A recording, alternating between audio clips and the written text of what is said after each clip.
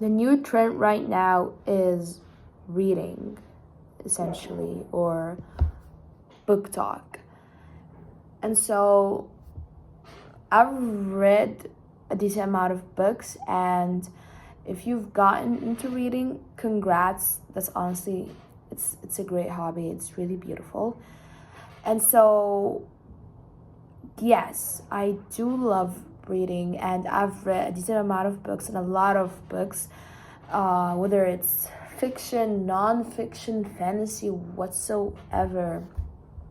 I have benefited from reading them, even if I've just read them for the sake of reading. I'm just reading, and it's not just like I have a paper written like beside me, and I'm writing down all vocabulary and grammar and stuff. I'm just reading, and if a word or two I did not get them, I'll just skip them out.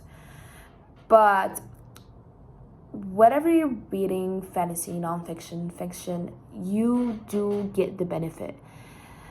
So congrats if you're even reading. You simply just reading is benefiting you, even if you could see it or not. And so I've read all that. And so I did realize that there were some stuff that I could have done differently that would not have taken away from the joy of reading. It's not like me feeling like it's not something that I do in my leisure time anymore, or it's like it's literally like I'm studying. No, but I could have benefited a bit more if I had done some things differently. And so, that sense you get in English, reading a lot of books actually is, I guess, what helps a lot, or watching shows. You might not know it, probably don't know where you got that sense in English, especially in grammar sentences, especially in grammar. It's because you're reading a lot and you're seeing this grammar form, or you're seeing this form of a sentence a lot. And so inevitably you are heavily exposed to that kind of to that sentence, or to that grammar. You see a lot of words and a lot of writings, and so repeatedly, so you are exposed a lot to how a sentence is formed, and therefore you can just get it by your sense in grammar if a word or a sentence is grammatically correct or not. Books have a lot of vocabulary, and there are probably plenty of words that you've met while you're reading and you didn't essentially know the meaning of. And so yes, there are some words that I could have skipped out a word or two, because I got their meaning from the context and they were repeatedly mentioned in the book, and so I just kind of knew the word without googling it and just got the meaning.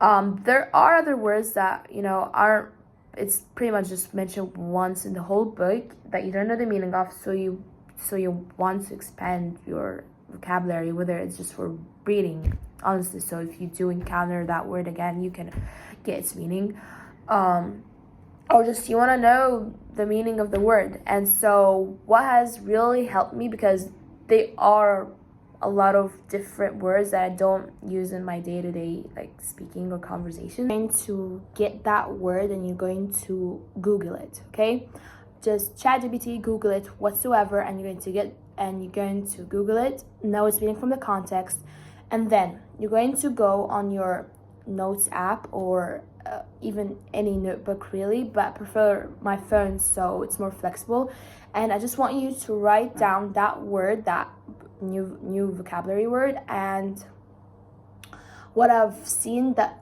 truly did help me memorize words that were new to me is to use them in sentences, to put that word in a sentence and to actually use it in your daily conversations. Like, you've written that word and you're planning on saying it or using it in a conversation. And even if you don't have anybody to practice or have a conversation with, it's totally okay. You could practice alone. You could just make conversations with yourself and and use that word a lot till you just it sticks into your head.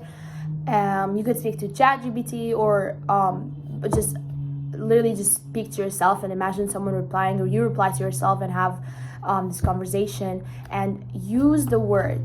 Like, don't just write it down and just be done with the meaning. I want you to use it in a conversation, to actually use the word.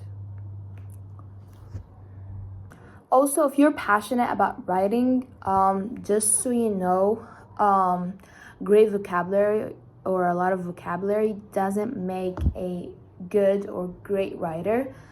I think it's far from that. Knowing a lot of complex, not common words does not make you a great writer. What makes a great writer is the way you deliver your message, how you can captivate the reader, how you can express your thoughts, how you can truly have the reader at the edge of their seats, how you can write, how you can deliver thoughts. That is what's going to make your writing improve. So and not just great vocabulary, because you could be writing like a fifth grader and it can be so good with like fifth graders vocabulary, just the way of you delivering the message. That is something that books really do help with, not just the new vocabulary or whatever, just the way of writing.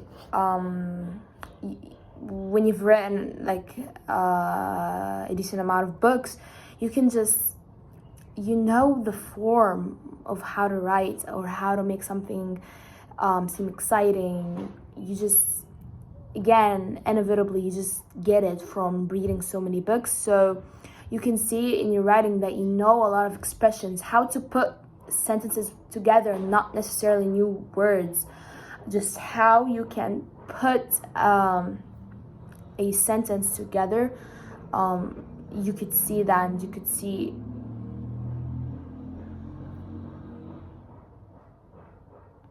and when you have read a lot of books, you can just be able to write in a specific kind of way. It's not only about your vocabulary. When you've read enough books, different authors, so you can learn all of the writings, different styles.